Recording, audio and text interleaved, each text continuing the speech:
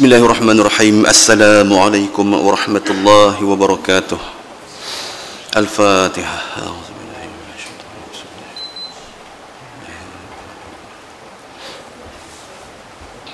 Iyaka na'budu Shiratal ladzina ghairil maghdubi 'alaihim waladdallin.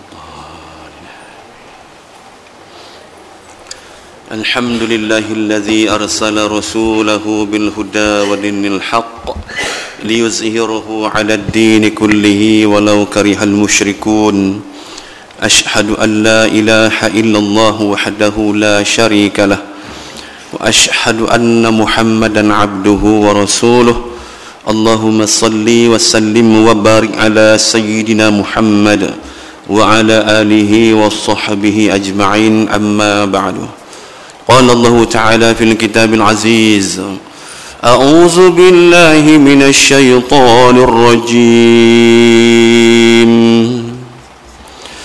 Ya ayyuhalladzina amanu taqullaha wabtaghu ilaihil wasilah wajahadu fi sabilihi la'allakum tuflihun. Sadaqallahul azim.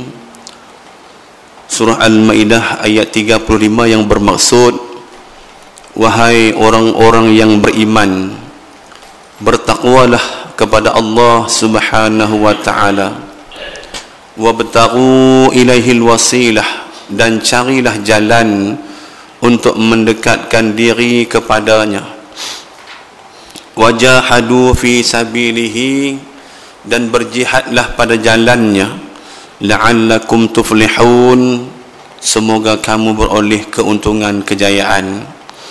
Yang dimuliakan Tuan Imam, pengurusi, seluruh ahli jawatan kuasa masjid, muslimin muslimat yang dirahmati Allah Subhanahu wa ta'ala sekalian, alhamdulillah, syukur kehadrat Allah Subhanahu wa ta'ala dapat kita bersama pada pagi ini menunaikan solat subuh berjamaah, dan ada kelapangan masa yang kita peruntukkan untuk mendengar tazkirah, peringatan daripada Allah dan daripada baginda Nabi sallallahu alaihi wasallam. Semoga ianya menjadi manfaat kepada kita semua.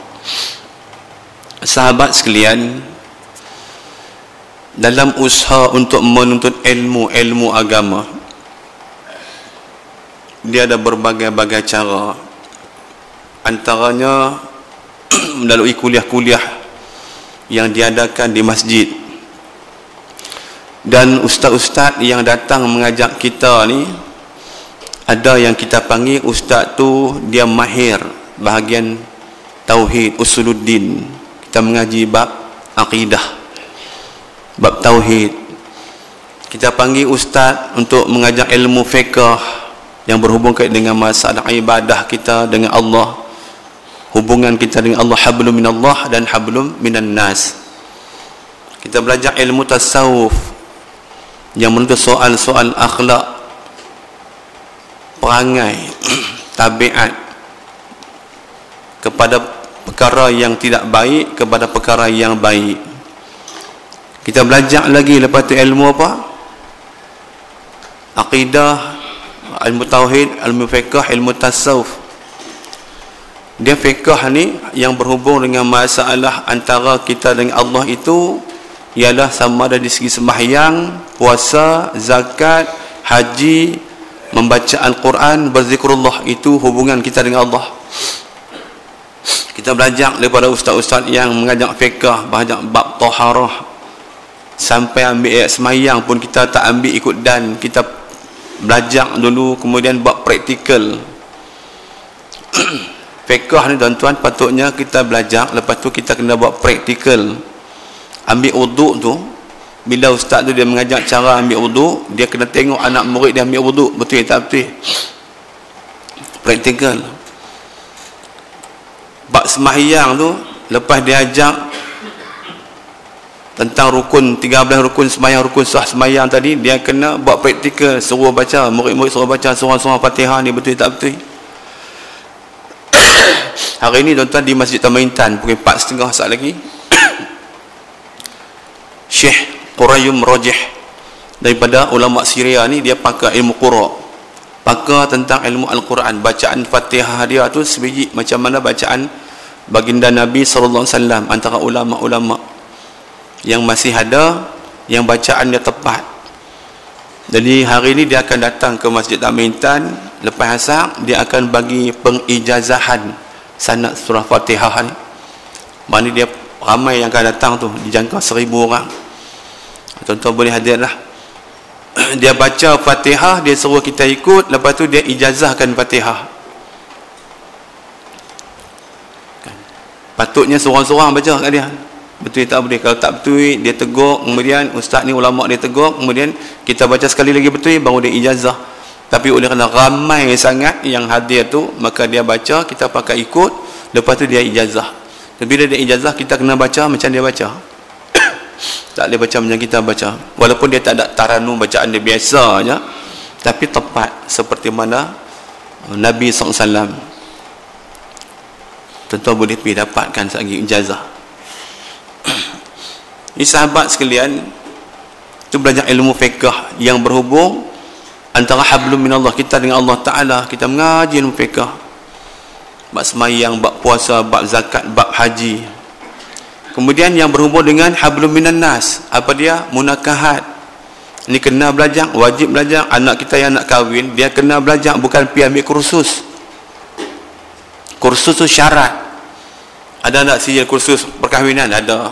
Kadang-kadang tengok sijil tu, Tok Imam tak tanya apa dah. Mengucap pun kadang tak betul. Yang Tok Imam tanya, apa dia rukun nikah? Syarat sah nikah ada apa dia? Laki-laki, perempuan, kan, ijab, qabul, wali, saksi, semua tu. Takat tu lah, menikah 5 bulan cerai. Pasal apa? Dia tak mengaji ilmu bab munakahat, bab nikah kahwin, tanggungjawab suami kepada isteri, tanggungjawab isteri kepada suami, tanggungjawab ibu bapa kepada anak-anak, tanggungjawab anak-anak kepada ibu bapa. Macam mana nak menjadikan rumah tangga tu baiti jannati, ikut perintah Allah. Tu munakahat. Cerita bab munakahat, tuan-tuan, buku dia tu tebal tu, setahun ngaji tak habis lagi. Pergi kursus 2 hari. Kemudian bab muamalat, bab muamalat yang berhubung antara masalah jual beli kita, akad sewa kita. Kita ni kalau ada rumah sewa, ada orang nak sewa rumah kita, dia kena ada perjanjian, kena ada akad sewa tu. Macam kita ada akad jual beli, akad sewa tu ada. Berapa tahun nak sewa rumah? Tuan rumah tanya, saya nak sewa ni 10 tahun. Tak apa, boleh 10 tahun. Buat perjanjian, sebulan berapa nak bayar? Sebulan 350. Kemudian deposit 2 bulan. Api ayak orang yang sewa dia kena bayar. Bila semua setuju, kena sign, tanda tangan, ada saksi, lepas tu ada akad. Saya tuan punya rumah sewa ini, dengan ini menyewakan rumah saya kepada tuan selama 10 tahun dengan 1 bulan 350. Saya terima, bersetuju, sign. Dia kena ada akad. Bukan boleh pergi minta deposit 2 bulan, lepas tu sewa bayar. Bila dah kadang setuju 10 tahun, tuan rumah tak boleh penaik sewa sepanjang 10 tahun. Ni kawan sewa-sewa 3 tahun, dia main habak, tuan rumah main habak, kata ni saya minta maaf lah, ni ekonomi pun merosot apa semua, jadi nak kena penaik sewa. Daripada 350 jadi 400. Tak boleh. Dia kena tunggu 10 tahun tu, sebab dalam perjanjian dah ada. Kalau kata tak setuju, buat 5 tahun. Saya boleh bagi sewa 10 tahun, tapi dari 5 tahun sekali buat perjanjian pula. Dia kena ada, tuan-tuan. Itu dipanggil muamalat. Kita jual beli pun, anak suruh pergi beli beras. Makanan asasi kita tu suruh anak yang kecil pergi beli. Nak kena akad jual beli tu sah ke tak sah? Bab ni munakahat yang hubungkan dengan antara kita dengan manusia. Bab muamalat, antara ibadah antara kita sama manusia, dipanggil ibadah. Kemudian bab jinayat, wajib ngaji bab jinayat, bab hukum hakam, membunuh, dia bunuh kau ni, apa hukum dia dalam Islam? Dia kerat telinga kau ni, apa hukum dia dalam Islam? Apa dia hudud, apa dia qisas, apa dia takzir? Hak ni yang banyak orang tentang pasal tak mengaji. Orang Islam menentang hukum Allah, orang Islam menentang hukum Islam, tak setuju dengan hukum Islam. sebab tak mengaji, bab jinayah. Dia kata hukum Islam ni kejam. Nak kepala orang mencuri, kalau didapati bersalah kena potong tangan, kejam. Orang yang berzina kalau dah kahwin kejam dengan batu. Weh, zalim hukum ni, pasal tak mengaji. Kita pertikaikan sunnah Nabi ni. Simpan janggut ni, apalah ustaz ni simpan janggut macam kambing tua, kan tak elok sikit pun. Boleh membatalkan akidah. Mempertikaikan sunnah Nabi tu. Ni sunnah Nabi suruh simpan janggut, Nabi suruh potong misai, itu sunnah Rasulullah. Betul, 4 mazhab, 3 mazhab tu wajib. Hambali, Maliki, Hanafi ni wajib simpan janggut. Kalau kita pergi di sebelah Arab, Jordan, Syria tu, kita nak jadi imam, angkat gaya, nak angkat takbir dia imam, Pak Arab tepuk bau belakang, dia tarik, tinggal tu hang tak ada janggut, hang pergi duduk belakang. Tak sah semayang sebab siapa? Tak ada janggut. Jadi anak semayang ni kena ada janggut. Janggut tu wajib. Imam Syafi'i ni sunat muakkad. Kita petikaikan sunnah Rasulullah, simpan janggut kita ni sunnah apa dia kata, macam kambing ke pun, potong tak elok, boleh membatalkan akidah, apatah lagi mempertikaikan hak Allah, hukum Allah Ta'ala. Lepas tu kena mengaji. Ni dipanggil ilmu. Selama kita duk belajar ilmu tauhid, ilmu fiqh, ilmu tasawuf, kan, apakah kita makin dekat dengan Allah atau makin jauh dengan Allah Ta'ala? Sebab tu ayat yang saya baca sebentar tadi, ayat ni ayat Nabi bukan saja dididik oleh Allah Ta'ala, bahkan Nabi ditarbiah oleh Allah Ta'ala. Dan Nabi membaca ayat ni kepada sahabat. Bila Allah Ta'ala sebut ya ayyuhallazina amanu taqullah, pertama beriman, kedua bertakwa. Wabtaghu ilaihil wasilah, Allah kata carilah jalan untuk kamu mendampingkan diri kamu kepada Allah, mendekatkan diri kamu kepada Allah, sehingga wajahadu fi sabilihi, dan berjihadlah pada jalannya, la'allakum tuflihun, tanda-tanda orang berjaya. Ayat ni nak sebut tanda orang yang berjaya atas muka bumi. Yang pertama, dia beriman kepada Allah. Yang kedua, dia bertakwa kepada Allah. Yang ketiga, dia cinta kepada Allah melebihi segala-galanya. Wabtaghu ilaihi wasilah ni maknanya mendekatkan diri, dengan erti kata cinta kita, kasih kita, sayang kita kepada Allah melebihi daripada dunia ni, melebihi kasih cinta kita kepada mak ayah kita, melebihi kasih sayang kita kepada isteri dan anak-anak kita. Kemudian Allah sebut wajahadu fi sabili, dan berjihadlah kamu di jalannya. Allah perintah kita berjihad di jalan Allah. Itu tanda-tanda la'allakum tuflihun, tanda-tanda kamu berjaya. Sebab tu takat ilmu saja tak jadi, tuan-tuan. Dapat ilmu, kenal Allah Ta'ala. Bab tauhid ni dia menyentuh soal rukun, tentang rukun iman, 6 perkara: percaya kepada Allah, percaya kepada malaikat, percaya kepada kitab, kepada rasul, kepada hari kiamat, kepada qada dan qadar. Semua itu perkara yang gaib, yang kita tak nampak. Tapi alim ulama ni, kan, sehingga sahabat Nabi bila mentarbiah, bila membagi ilmu kepada orang yang tak kenal Allah, akhirnya dia kenal Allah. Yang sebelum tu dia tak Islam, tiba-tiba dia memeluk agama Islam. Bila dibagi ilmu, bila dia masuk Islam, dia kenal Allah Subhanahu wa Ta'ala, sampai dia kasih sayang cinta dia kepada Allah, dia sanggup tinggal isteri dia yang dia kasih tu, dia keluar bersama dengan Nabi berjihad di jalan Allah Ta'ala. Kenapa? Cinta kasih sayang dia kepada Allah Ta'ala melebihi segala-galanya, sanggup tinggal isteri dia. Kadang-kadang berjihad di jalan Allah, mati syahid, meninggalkan isteri menjadi janda. Sahabat yang ditarbiah oleh Nabi, faham kasih dia, sayang dia, cinta dia kepada Allah melebihi segalanya, dia keluar rumah tu bersama dengan Rasulullah dan para sahabat yang lain, berjuang berjihad di jalan Allah. Kadang mati syahid, meninggal anak menjadi yatim. Sebab apa? Sebab kasih dia, sayang dia, cinta dia kepada Allah melebihi segala-galanya. Maka dia sanggup berjuang berjihad. Selagi agama Islam tak tertegak, perintah Allah tidak dilaksanakan, selagi itulah dia akan berjuang berjihad. Itu tarbiah Nabi. Sehingga apabila Nabi bertarbiah kepada sahabat, akhirnya sahabat tadi Nabi Bajang melahirkan segenerasi yang benar-benar menghayati Islam, sanggup memberi seluruh kehidupan mereka untuk perjuangan Islam. Kita cari ilmu 10 tahun, 15 tahun, 20 tahun duduk lagu tu, kita tak peduli apa nak berlaku dalam negara kita, siapa nak memimpin kita. Bahkan hukum manusia ni 58 tahun merdeka masih duk guna pakai. British keluar lama dah.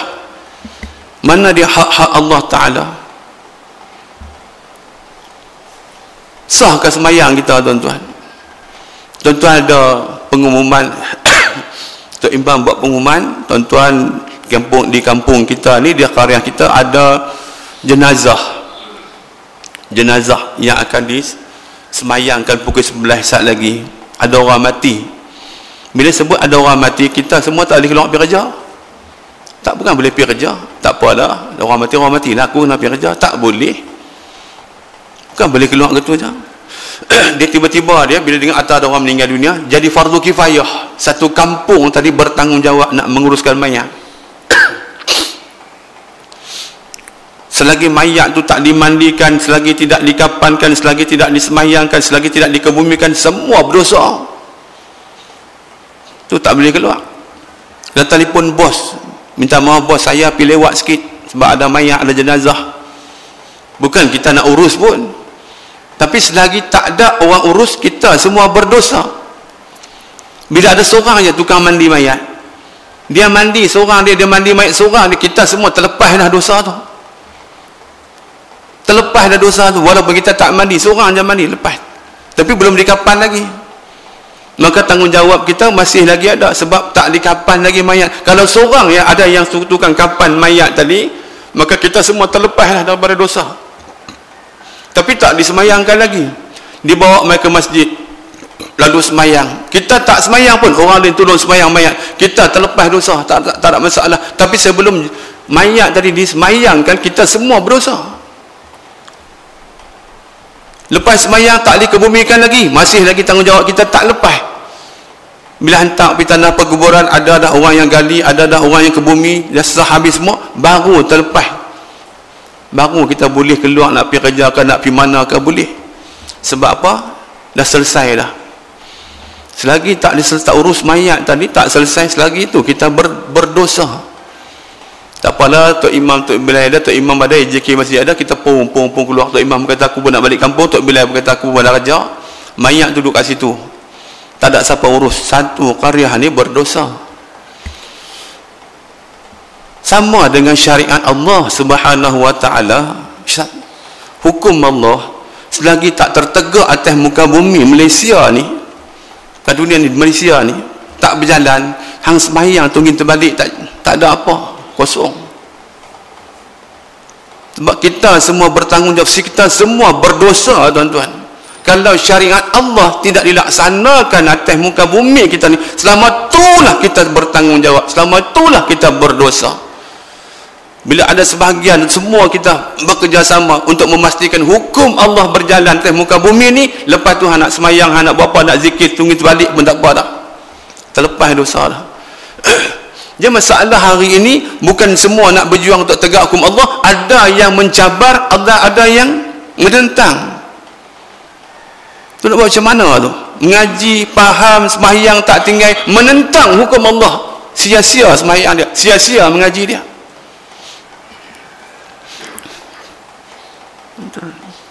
Ni ayat Allah Ta'ala nak sebut tanda-tanda orang berjaya. Dalam surah Al-Hujurat ayat 15, Allah Ta'ala sebut, A'udzu billahi minasyaitonir rajim. Innamal mu'minuna allazina amanu billahi wa rasulihi thumma lam yartabu wa jahadu bi amwalihim wa anfusihim fi sabilillah ulaika humus shadiqun. Allah nak sebut dalam ayat ni orang yang benar-benar beriman. Ulaika humus shadiqun, mereka lah orang-orang yang benar-benar beriman. Siapa dia orang yang benar-benar beriman?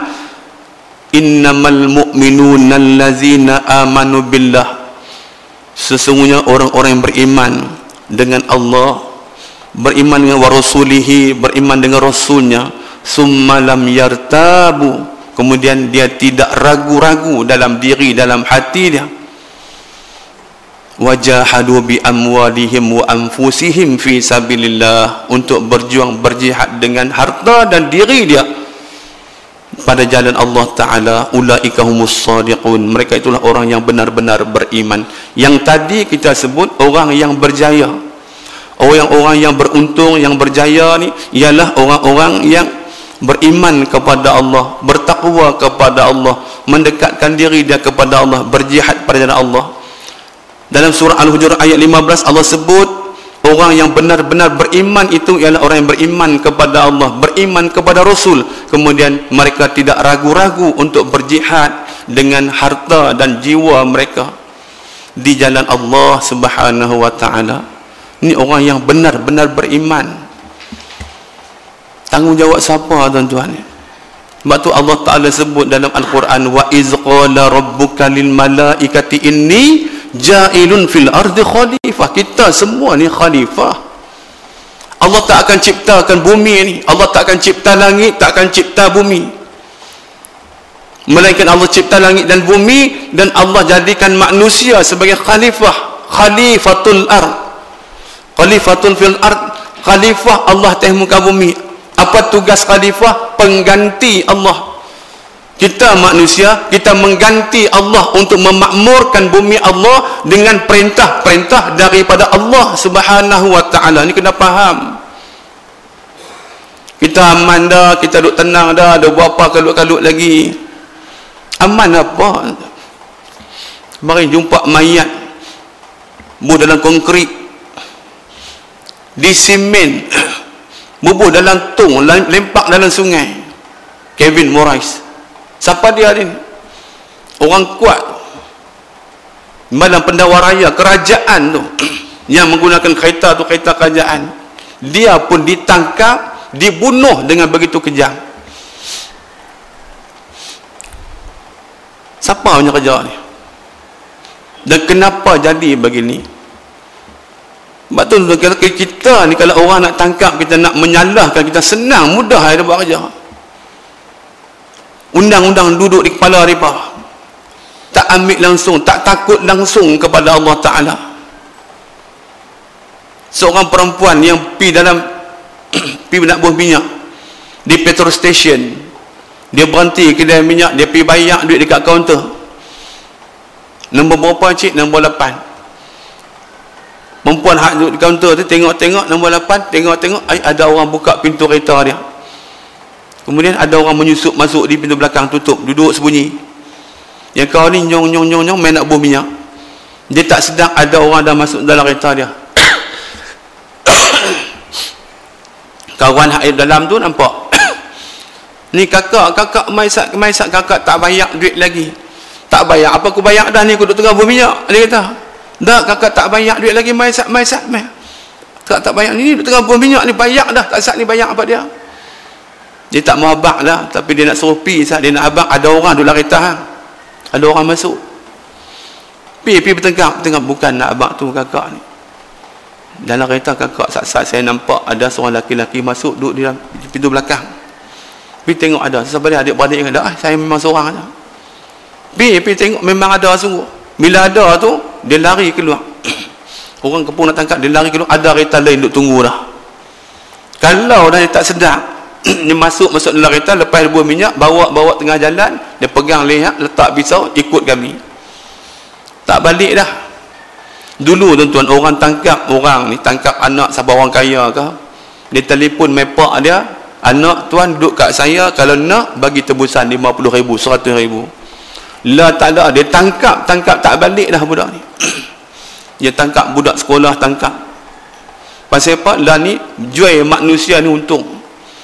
Pemerdagangan manusia. Hospital di Siam, hospital swasta kerajaan memerlukan buah pinggang, memerlukan jantung, paru-paru.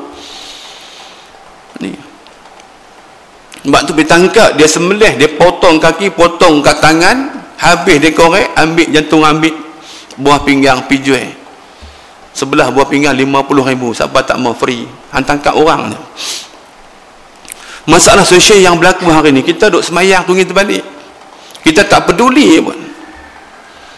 Tak inginkah kita seperti mana berlaku ketika Nabi memerintah Madinah, bila dijalankan syariat Allah Subhanahu wa taala, seorang wanita yang keluar rumah tengah malam, pilah mana sekalipun, dia boleh balik mai di rumah dengan selamat tanpa diganggu oleh orang. Ni teringin sangat ni suasana tu berlaku hari ni. Kita teringin nak melihat apabila dilaungkan suara azan setiap waktu sembahyang, semua pekedai-pekedai ni tak tutup kedai, tinggal gitu je, tinggal kedai dia dalam terbuka, ramai-ramai datang rumah Allah, datang masjid, datang surau. Dia tak bimbang ada orang nak masuk kedai dia, nak curi barang di kedai dia. Hak ni yang kita teringin sangat nak tengok hari ni, tuan-tuan. Kita nak tengok, kita teringin nak tengok keadaan yang aman, yang baik, sehingga kita boleh bawa isteri anak kita keluar rumah, tinggal rumah, pintu tak kunci, pagar tak kunci, pilah mana pun, seminggu 2 minggu, balik mai tak ada siapa nak masuk dalam rumah kita. Orang tak berani buat jahat bila syariat Allah ditegakkan. Lah ni bubuh lah undang-undang apa sekalipun, makin hari makin ada orang yang jahat. Penjara di Kedah ni 2 penjara baru dibina. Apa makna dia? Maknanya orang jahat makin hari makin banyak. Sepatutnya penjara yang ada ni kurang dah banduan, orang jahat tak masuk dah. Syariat Allah bila ditegakkan, tuan-tuan, besok ni penjara yang ada kosong, pusat serenti kosong, semua manusia jadi baik. Orang ni kita nak pergi mana? Anak nak main tepi jalan, tepi rumah pun rasa tak. Anak kita nak keluar kerja, anak perempuan pun kita rasa bimbang. Tiba-tiba kita mempertikaikan, kita tak mau berjuang. Mana buktinya, tuan-tuan? Tadi pagi siapa bangun pukul 4:30 pagi sembahyang tahajud, nak membuktikan dia kasih cinta kepada Allah Ta'ala? Siapa yang pagi kemarin dia baca Al-Quran Karim, pagi kemarin dulu dia baca Al-Quran, pagi kemarin dulu di sana dia baca Al-Quran, sembahyang tahajud, sembahyang hajat, sembahyang taubat, sembahyang witir, sembahyang duha, nak menunjukkan aku cinta kepada Allah, aku kasih kepada Allah Subhanahu wa taala, sanggup berjuang, berjihad di jalan Allah. Selagi hukum Allah tidak tertegak, aku tetap akan berjuang. Ni tarbiyah yang kita nak sebut, ni tarbiyah, bukan ilmu. Apa guna Allah Ta'ala turunkan ayat-ayat Quran yang kita baca tadi kalau kita tidak menjadi sebahagian daripada orang yang nak bekerja di jalan Allah, amar ma'ruf nahi mungkar? Sebab tu kita bertanggungjawab, tuan-tuan. Kita berdosa dengan Allah Subhanahu wa taala. Dalam keadaan Nabi sebut an Abdullah ibn Umar al-As radhiyallahu anhu ma yaqulu sami'tu Rasulullah sallallahu alaihi wasallam yaqul. Kata Abdullah bin Umar bin Al-As radhiyallahu anhu, beliau berkata, aku telah mendengar Nabi SAW bersabda. Sabda Nabi, innallaha la yaqbidul ilma intiza'an yantazi'uhu minan nas, walakin yaqbidul ilma biqadbil ulama'i hatta idza lam yatruk aliman ittaqadhan nasu ru'usan juhalan fasu'ilu faftahu bighairi ilmin fadallu wa adallu. Rahul Muslim. Hadis sahih riwayat Muslim. Kata Abdullah bin Amr bin Al-Ash radhiyallahu anhu, Nabi bersabda bahawasanya Allah Subhanahu wa taala tidak akan menghilangkan, tidak akan mencabutkan ilmu itu dengan sekaligus daripada dada manusia, tetapi Allah Subhanahu wa taala menghilangkan ilmu agama itu dengan mematikan para alim ulama. Maka apabila para ulama sudah tiada, orang ramai akan memilih orang-orang yang jahil sebagai pemimpin mereka. Maka apabila pemimpin jahil itu ditanya, mereka akan berfatwa tanpa ilmu pengetahuan, lalu mereka sesat dan menyesatkan orang lain. Ini hadis peristiwa akhir zaman yang hari ini sudah berlaku. Cerita ulama muktabar, ulama mujtahid zaman kita ni payah nak cari dah, kan? Dan ada pula ulama mujtahid, ulama-ulama muktabar ini orang tak pakai dia, orang nak ulama-ulama dunia. Sebab tu Allah Ta'ala mencabut ilmu agama dengan mematikan alim ulama. kitab yang kita baca ni, yang saya baca ini, kitab ini dikarang oleh ulama. Saya hanya membaca. Sedangkan ulama yang mengarang kitab, dia karang kitab, dia membaca kitab, menyampaikan ilmu kepada masyarakat. Dulu ni ulama-ulama dulu ni sanggup karang kitab, kemudian dia mengamal dan menyampaikan kepada masyarakat. Ulama hari ni, ustaz hari ni, dia cuma baca aja. Lepas tu kesan tak apa nak ada. Kadang-kadang dia balik Al-Zahar, balik daripada Mesir, balik daripada Jordan, Syria, Madinah, dia kata aku ni pakai ilmu hadis, master bahagian hadis. Dia boleh cerita bab hadis ni, sanad ni daripada mana, matan ni lagu mana bunyi, siapa yang meriwayatkan. Kita yang dengar pun seronok. Dia pun lepas-lepas bagi kuliah, bagi ceramah, dia balik tidur lena, puas hati dah. Kita pun yang dengar kuliah dia, puas hati dah ustaz ni. Apa kesan dia? Adakah orang yang kita bagi ilmu tadi, dia rapat dengan Allah, sanggup berjuang di jalan Allah Subhanahu wa taala? Kalau setakat dapat ilmu tak jadi apa. Ni dipanggil ulama dunia. Nak cari ulama akhirat ni susah. Kadang-kadang dia bangga duk pra habis. Kan? Hampa nak berjuang, hampa nak biar, aku pun ikut cara aku. Dia nak kata jadi ahli perjuangan pun tak. Dia yang duk bagi tu pam, dia pun tak jadi ahli pun. Tak nampak pun muka dia dalam perjuangan Islam. Ni ulama dunia. Yang pertama, Allah Ta'ala angkat ilmu dengan mematikan alim ulama. Yang kedua pula, bila ulama-ulama yang mujtahid ini masih ada orang tak pakai. Ulama yang bercakap benar, yang memperkatakan kebenaran, yang mempertahankan kebenaran. Dan ulama tak bersekongkol dengan fitnah. Ini ulama mujtahid yang dia faham.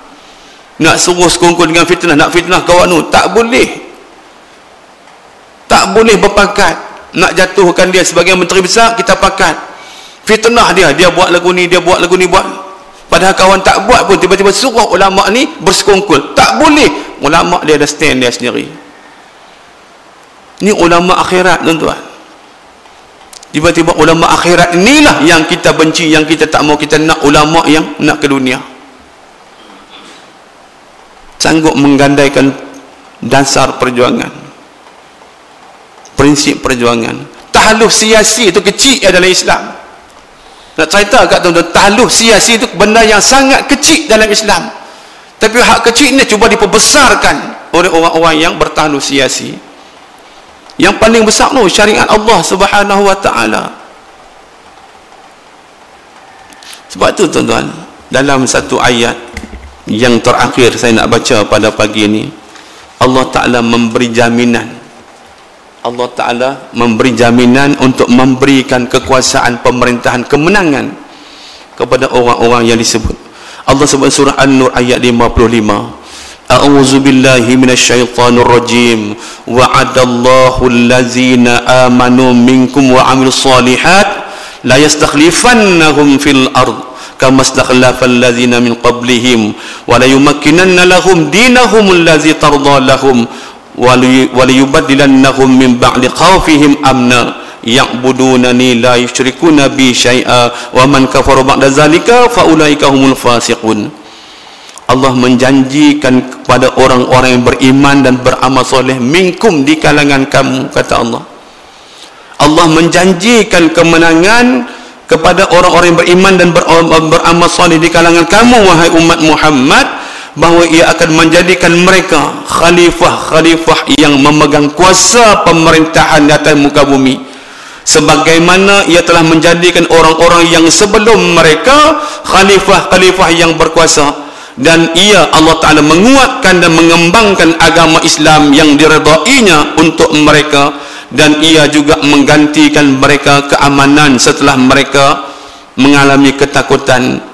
Mereka terus beribadat kepadaku dengan tidak mempersekutukan sesuatu yang lain denganku, dan ingatlah, wa man kafara ba'da zalika fa ulaika humul fasiqun. Siapa yang kufur ingkar sesudah itu, mereka itu adalah orang-orang yang derhaka. Kepada siapa Allah nak menjanjikan kemenangan? Kepada orang beriman, orang beramal soleh minkum, di kalangan kamu. Maknanya tuan-tuan, Allah tidak akan memberi kemenangan selagi walaupun ada masyarakat beriman, seluruh masyarakat ni beriman kepada Allah Ta'ala, tapi pemimpin tak beriman, Allah tidak memberi kemenangan. Kalau pemimpin tu beriman, rakyat tak beriman, masyarakat tak beriman pun, Allah tidak akan bagi kemenangan. Allah menjanjikan kemenangan kepada orang-orang beriman, beramal soleh. Di kalangan kamu, pemimpin kamu beriman, kamu juga beriman kepada Allah Subhanahu wa Ta'ala, baru Allah nak bagi kemenangan, tuan-tuan. Kita beriman, pemimpin tak beriman, Allah tak bagi kemenangan. Pemimpin beriman, rakyat tak beriman, Allah tak akan bagi kemenangan.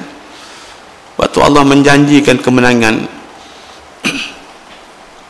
tugas tanggungjawab kita, sahabat sekalian, untuk mengembalikan. Jadi sekarang ini alim ulama sudah berkurangan, satu demi satu pergi meninggalkan kita. Kalau peribahasa kata hilang patah tumbuh hilang berganti, dia tak tepat dengan alim ulama. Alim ulama dah patah tumbuh hilang tak berganti dah. Batu kadang bapa dia ulama, anak tak belum tentu lagi ulama.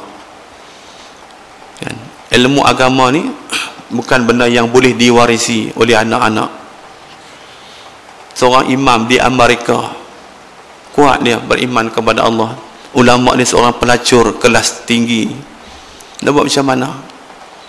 Anak perempuan dia pelacur kelas tinggi, high class. Semua VIP duk layan anak dia. Dia imam besar di Amerika.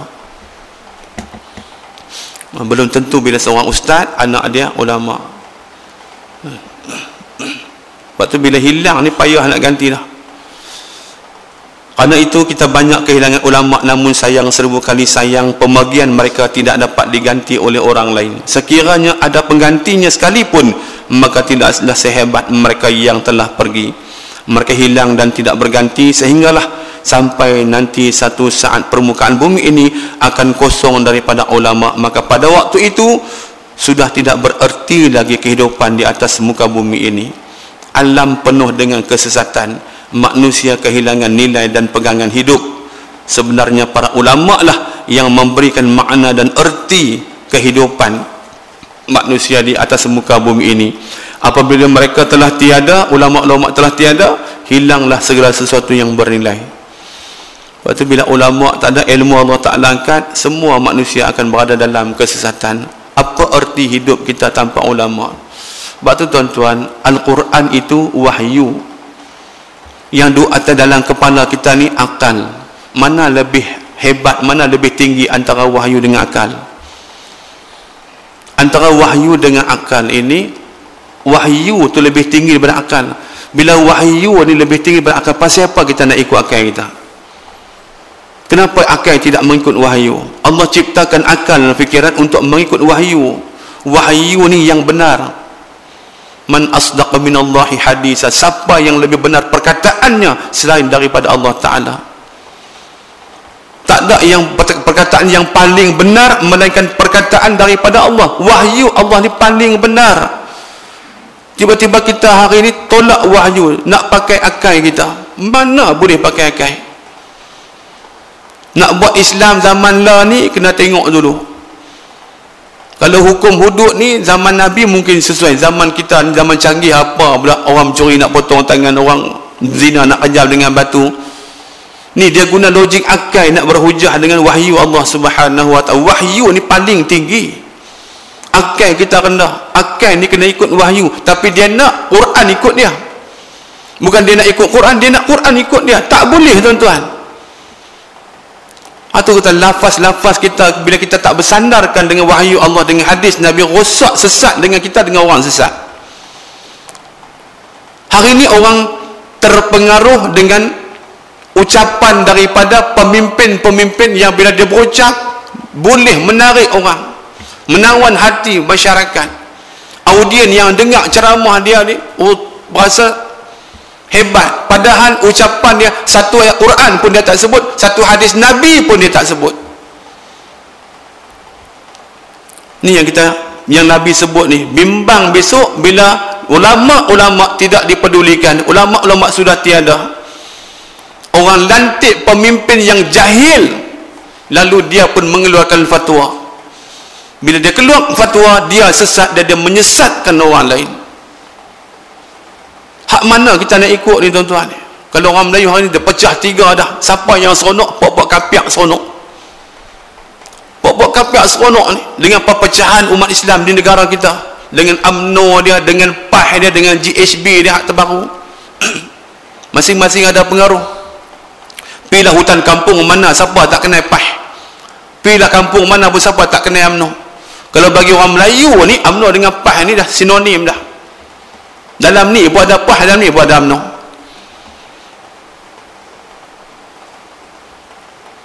Kita kena fikir balik, aku duduk dalam perjuangan mana yang sebenarnya apa yang aku nak? Kan? Ada kita nak memperjuangkan bangsa kita, menggadaikan Allah Ta'ala, menggadaikan hak Allah, nak memperjuangkan kemenangan yang singkat dengan meninggalkan segala prinsip, menggadaikan prinsip, ataupun kita nak ikut Allah dengan ikut yang sebenar-benarnya. Hanya orang yang ikut Allah, ikut Quran, ikut hadis, orang ni akan selamat tuan-tuan. Hang pecah lah berapa puluh golongan sekalipun, Nabi kata umatku akan berpecah kepada 73 golongan. Satu je masuk syurga, hak dia masuk neraka. Dan kita ikut as-sunnah wal jamaah, ikut sunnah, ikut jamaah. Alaikum bil jamaah, wajib atas kamu bersama dengan jemaah Islam. Yadallaha ma'al jamaah, kan? Pertolongan Allah, rahmat Allah bersama dengan jemaah. Faman syazza finnar, barang siapa yang memisahkan diri dia daripada jemaah, dia telah memisahkan diri dia untuk terjun dalam api neraka Allah Ta'ala. Maksud jemaah persatuan, pertubuhan yang kita nak ikut ni jemaah yang mengajak manusia beriman kepada Allah, memperjuangkan hak Allah yang tu yang benar. Sebab tu tak boleh kita pisahkan diri. Nabi kata faman syazza finnar, siapa yang memisahkan diri dia daripada jemaah, dia memisahkan diri dia untuk terjun dalam api neraka Allah Ta'ala. Ni tarbiyah tuan-tuan, buat main-main ni kah? Seronok je. Bangun pagi kita nak pergi kerja, lepas kerja balik kerja, bulan cukup bulan dapat gaji, balik jumpa anak isteri, kemudian tunggu masa untuk mati. Kita khalifah, kita sebut Allah Ta'ala jadikan kita khalifatullah fil ard. Kena faham, aku ni khalifah Allah, aku ni Allah hidupkan untuk mengganti Allah, untuk memakmurkan bumi Allah, bukan cari kerja, cari makan, bina kekayaan dah. Haram tuan-tuan kita nak hidup nak membina kekayaan, cari tamak rakus dengan dunia, kita meninggalkan Allah Ta'ala. Apa yang selama ni kita minta, apa yang Allah tak bagi? Semua kita berdoa, kita minta, semua Allah bagi. Tapi apa yang Allah minta kita bagi tak? Kita doa minta macam-macam, minta Allah Ta'ala sihatkan tubuh badan kita, minta Allah murahkan rezeki kita, minta Allah selamatkan diri kita, jaga keselamatan kita. Allah bagi semua. Tapi Allah minta dekat kita, kita bagi, kita tak bagi. Tak bagi tuan-tuan. Betul dalam hadis Qudsi Allah berfirman, sabda Nabi Allah berfirman dalam hadis Qudsi, aku berikan kepada hamba aku perkara yang baik-baik, tiba-tiba hamba aku memberikan kepada aku perkara yang buruk. Allah bagi semua nikmat kehidupan, rezeki Allah, tempat tinggal, Allah bagi semua, tiba-tiba kita hantar pergi ke Allah dosa kita, kita tengalung Allah dengan maksiat kita, kita baling Allah Ta'ala dengan dosa kejahatan yang kita buat. Inikah tanda dia kita sebagai hamba Allah yang mensyukuri nikmat Allah? Sepatutnya kita memperjuangkan agama Allah, hidup mati kita lillahi ta'ala. Kita tak boleh tidur lena selagi hak Allah tidak dilaksanakan. Kita tak boleh tidur lena tuan-tuan.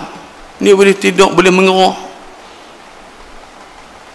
Kita lah sebagai khalifah. Khalifah ni bukan tempat kita lah. Kita di tempat kita ni kita khalifah, kena memastikan anak karya kampung kita faham agama, mengamalkan ajaran agama. Kalau hak nak tolak tu nak buat macam mana? Yang tak mau terima yang nak tolak tu nak buat macam mana? Dia kita elok dah, kita hidup ni raman dah, damai dah, dia faham di segi akal dia. Kita kena faham di segi Al-Quran dan hadis, tuntutan-tuntutan yang ada daripada Allah dan daripada Nabi SAW. Ini sahabat yang dirahmati Allah Subhanahu wa ta'ala. Sebab tu matlamat tarbiyah ialah melahirkan insan yang muttaqin di bawah ta'alluq billah. Kita buat kerja apa pun tuan-tuan, kita kena ingat aku di bawah ta'alluq billah, di bawah pemerhatian Allah Subhanahu wa ta'ala. Kerja yang kita buat atas muka bumi ni Kita ni di bawah ta'alluq billah, kan? Maknanya seluruh kehidupan kita ni bagi kepada Allah. Kerja kita untuk Allah, kahwin kita untuk Allah, makan minum kita untuk Allah Ta'ala, perjuangan kita, jihad kita untuk Allah Subhanahu. Baru tanda kita sekasih, tanda kita sayang, cinta sungguh kita dengan Allah. Kalau tidak, bohongnya. Wallahu alam. Semoga apa yang disebutkan dengan Al-Quran dan hadis yang kita baca pada pagi ini, Allah Subhanahu wa ta'ala akan memberikan ilham yang baik untuk kita balik, kita memikirkan, dan mudah-mudahan satu hari nanti apa yang kita inginkan, iaitu syariat Allah tertegak, aman tuan-tuan, tak ada dah ditekan dengan berbagai-bagai cukai. Islam tidak pernah membebankan rakyat dan masyarakat dia dengan cukai ni, tak ada dalam Islam, kan? Mana ada boleh Islam satu je, zakat je. Kita ni bermacam-macam cukai. Orang kafir tu cukai untuk orang kafir, untuk orang Islam zakat je, 1 tahun sekali zakat. Tak kira dah dalam zakat tu apa bentuk pun dalam zakat tu. Ni cukai pintu, cukai tanah, cukai semua, cukai dah, sampai cukai insurans, cukai kereta apa ada, beban kemudian GST lagi. Teruk. Islam tak ajak lagu tu tuan-tuan. Islam memberi keselesaan, bahkan pemimpin hidup dia sama dengan rakyat. Pemimpin hidup dia sama dengan rakyat. Rakyat senang, pemimpin senang. Rakyat susah, pemimpin susah. Kita ada hari ni pemimpin kaya-kaya, kan? Rakyat teruk. Kita yang memberi sokongan, mudah-mudahan ada manfaat untuk pagi ini yang baik daripada Allah. Yang lemah kelemahan saya kita sudahi dengan tasbih kafarah dan suratul as. Subhanakallahumma wa bihamdika asyhadu an la ilaha anta astaghfiruka wa atubu ilaik. Wal asr innal insana lafi khusr illa allazina amanu wa sallallahu alaihi.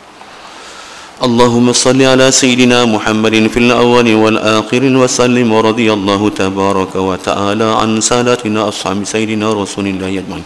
اللهم اشرح بالقرآن العظيم صدورنا ويسر به أمورنا وعنزم به أجورنا وحسن به أخلاقنا ووسع به أرزاقنا ونور به قلوبنا وقبورنا يا رب العالمين. اللهم أزدنا علما وارزقنا فهما. وصلى الله على سيدنا محمد وعلى آله وصحبه أجمعين والحمد لله رب العالمين. السلام عليكم ورحمة الله وبركاته.